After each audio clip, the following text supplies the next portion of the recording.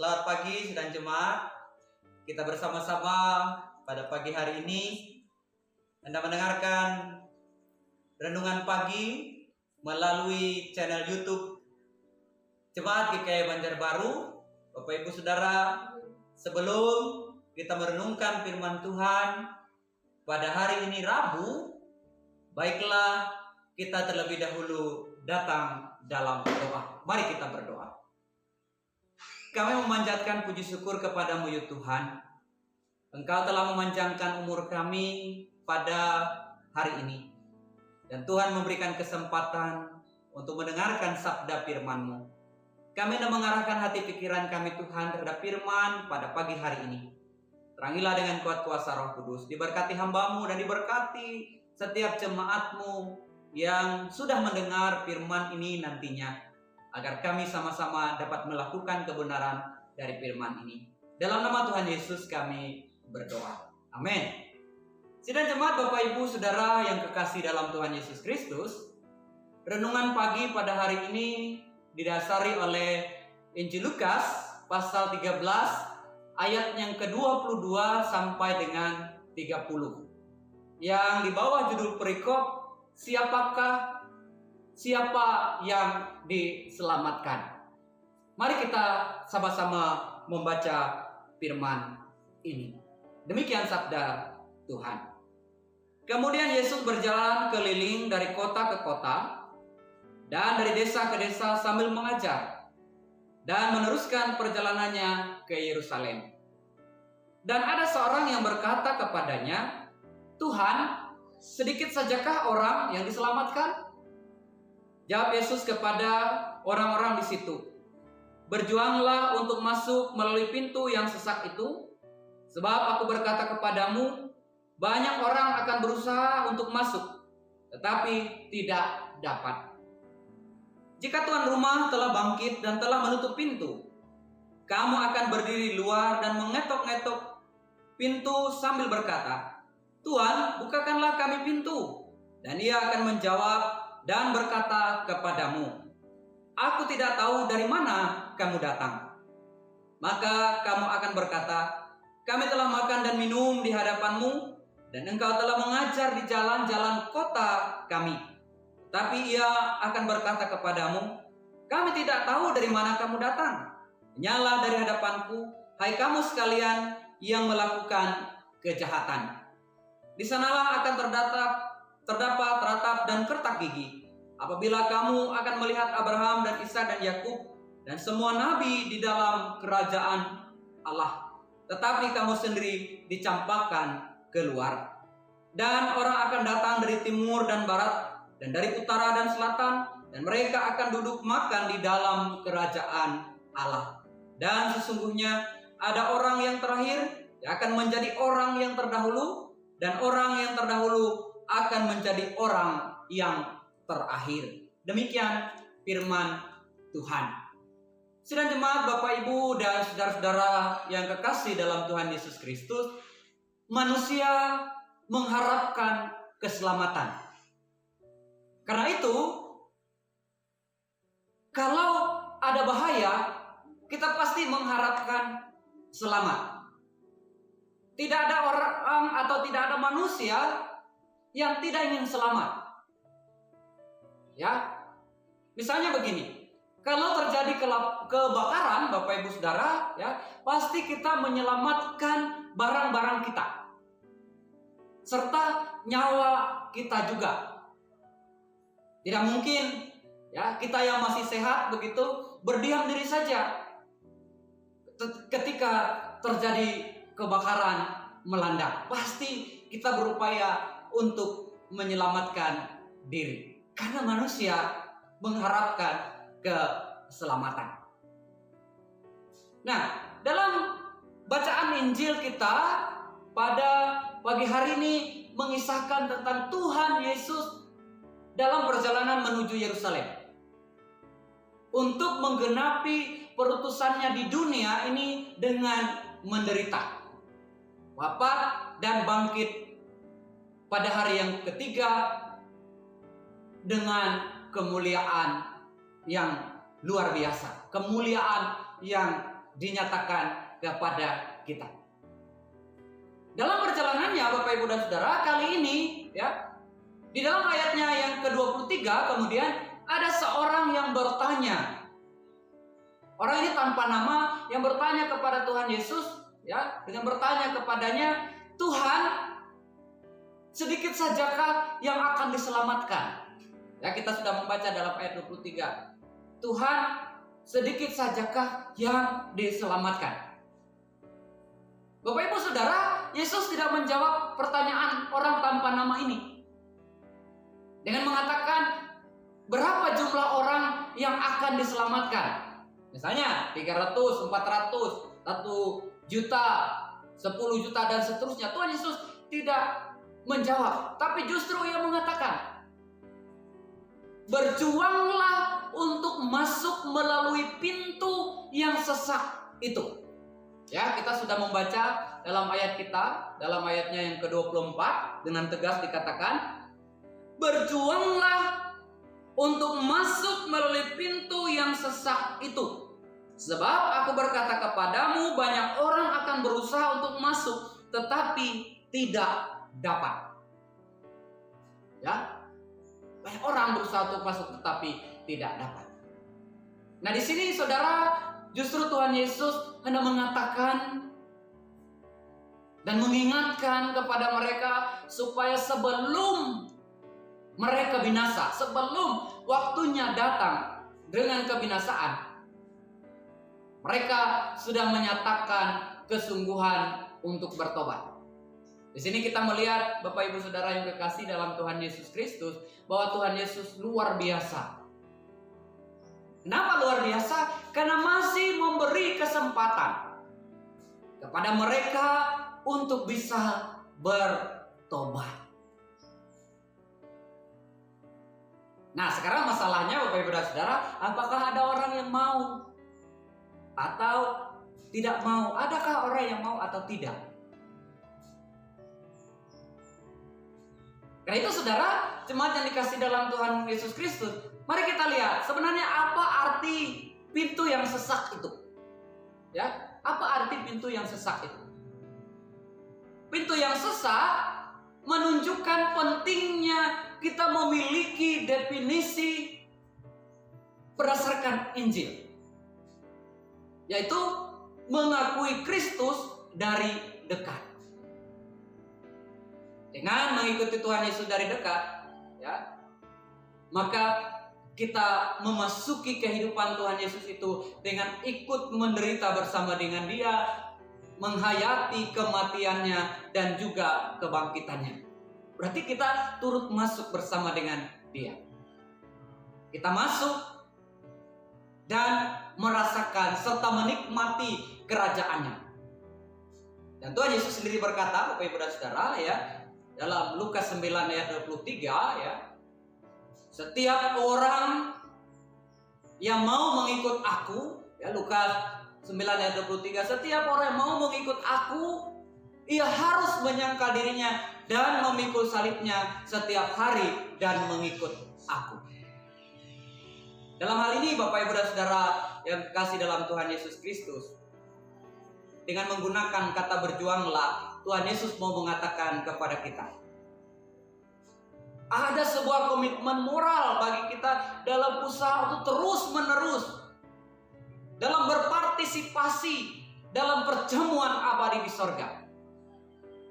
Sekali lagi, Yesus tidak mengatakan jumlah orang yang persis akan selamat, persis akan selamat, tetapi jelas orang-orang yang setia mengikutinya akan memperoleh tempat yang layak di sorga.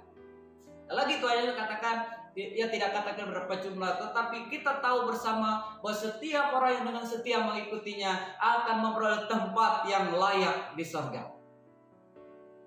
Karena itu ya Tuhan Yesus mengingatkan supaya kita pengikutnya memiliki daya juang untuk memperoleh keselamatan. Karena itu satu hal yang mesti kita lakukan Bapak Ibu dan Saudara adalah melayani dan mengasihi seperti Yesus sendiri.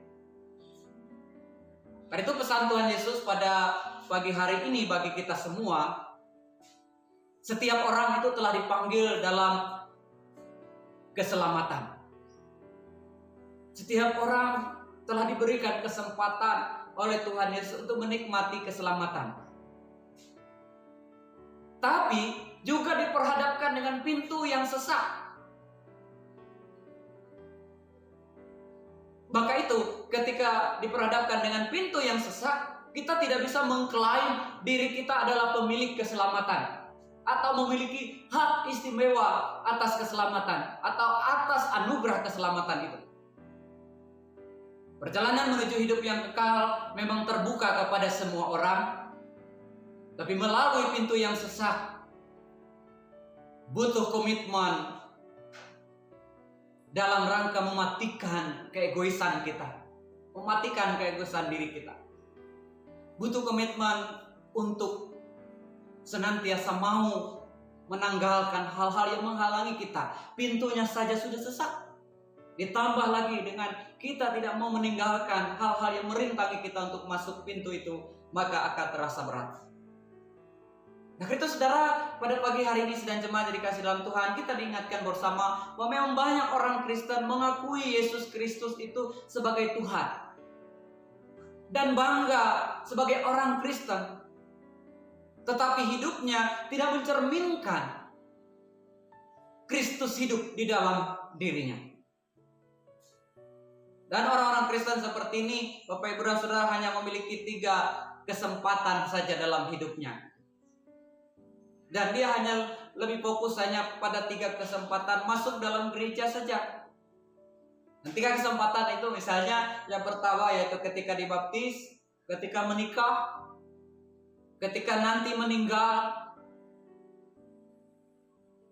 Dan itu pun kalau dibawa ke gereja, Bapak Ibu dan Saudara, hanya 3 kesempatan. Dan ada banyak orang Kristen hidup dengan cara demikian. Hanya 3 surat ini saja yang ia dimiliki, surat baptis, surat nikah, bahkan surat kematian.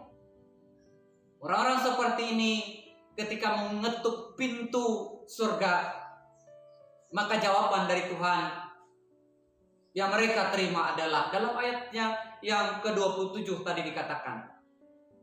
Ya, dalam ayat 27, tapi ia akan berkata kepadamu, aku tidak tahu dari mana kamu datang. Enyalah dari hadapanku, hai kamu sekalian yang melakukan kejahatan. Tuhan akan berkata, enyalah dari hadapan pintuku. Tidak diizinkan masuk ke pintu saudara.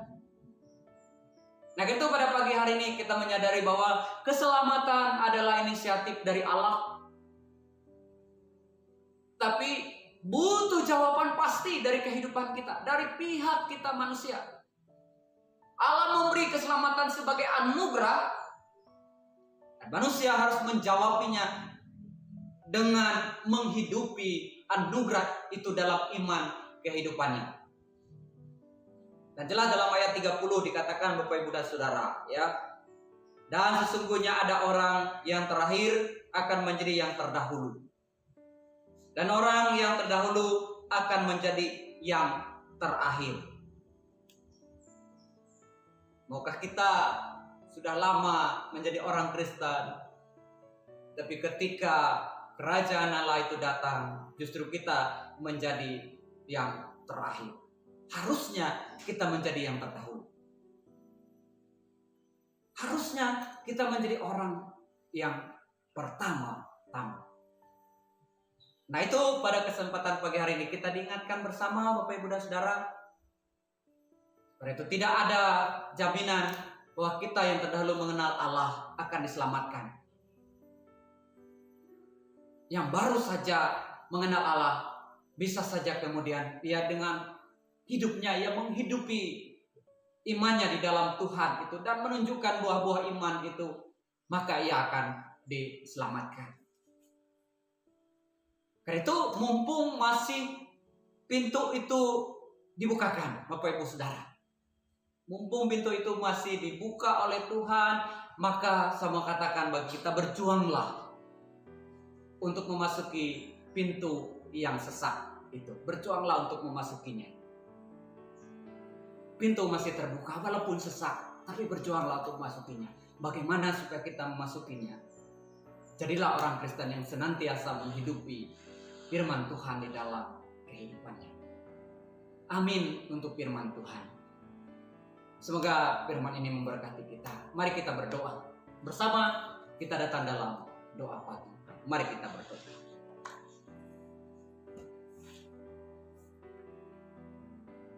Kami menyatukan hati kami di hadapan Tuhan di pagi hari ini. Bersyukur dengan sebulat hati kami karena pemeliharaan Tuhan yang begitu nyata, begitu luar biasa di dalam hidup kami, pribadi lepas pribadi. Dan Tuhan telah memperdengarkan firman kepada kami. Biarlah firman itu termeterai dalam hati dan hidup kami. Dan sungguh kami hidupi menjadi perbuatan, tindak, langkah, juang hidup kami Tuhan. Karena itu Tuhan tuntun kami dalam menjalani hari-hari. Agar hidup kami sebagai orang percaya ini sungguh menjadi anak-anak-Mu. Anak-anak yang Kau telah anugerahi anugerah keselamatan. Engkau dalam perjalanan menuju Yerusalem telah menunjukkan itu bagi kami. Bahwa Tuhan menghendaki kami terus berjuang walaupun menghadapi rintangan halangan. Bahkan berjuang untuk memasuki pintu yang sesak itu sekalipun. Dan dalam dunia ini kami sedang berjuang untuk seturut sesuai dengan firman-Mu dan menghasilkan buah-buah di dalam hidup kami. Bapa di sorga, terima kasih dan berkati kami dalam perjalanan hari ini. Berkati kami dalam bekerja, berusaha, berkati kami dalam melaksanakan tugas aktivitas.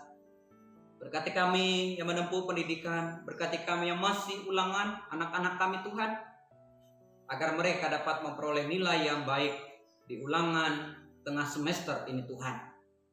Diberkati kami selaku orang tua dalam rangka memimpin membimbing mereka. Diberkati kami sebagai kakek nenek yang mengasihi keluarga kami. Diberikan kami kesehatan, kekuatan di dalam menjalani hari-hari ini Tuhan, agar hidup dan kehidupan kami senantiasa dalam kasih setia Tuhan. Namun demikian ketika kami sakit dan lemah, pulihkan, sembuhkan kami Tuhan. Berikan kami jalan keluar dari setiap masalah yang kami hadapi. Tuhan kiranya hadir dan campur tangan dalam setiap kumul juang kami dan rintangan-rintangan kehidupan yang kami lalui jalani. Berkati kami ya Tuhan yang berulang tahun, berkati pertambahan usia dalam hari ini, agar roh hikmat kasih Tuhan melingkupi kami sehingga melalui pertambahan usia kami dapat menjadi anak-anak Tuhan yang diberkati. Berkati pelayanan kami ya Tuhan. Jika hari ini ada tugas tanggung jawab kami sebagai hamba-hamba-Mu, penatua dan diakon, dalam rangka mendampingi jemaat, mengunjungi jemaat, bahkan memberitakan firman Tuhan, memimpin ibadah, kami dapat lakukan itu semua dengan baik. Mari berkati hamba-hamba-Mu, Vikaris Pendeta yang ada di kawasan Resort GKI Banjarbaru ini. Diberkati pula tugas pelayanan yang kami lakukan.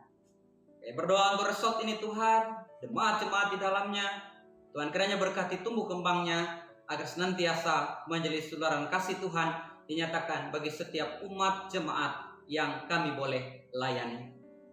Bangsa negara kami Tuhan kami serahkan ke dalam tangan-Mu, perdamaian dunia demikian pula, agar Tuhan senantiasa hadir dalam setiap kasih karunia dan lawatan-Mu Tuhan. Terima kasih Bapa, tentu ada banyak pinta dan pohon kami, namun kami mau serahkan itu semua hanya dalam tangan kasih Tuhan yang sempurna dan dengan kasih luar biasa menunjukkan kasih setia-Mu. Dalam nama Tuhan Yesus kami berdoa. Amin. Salam.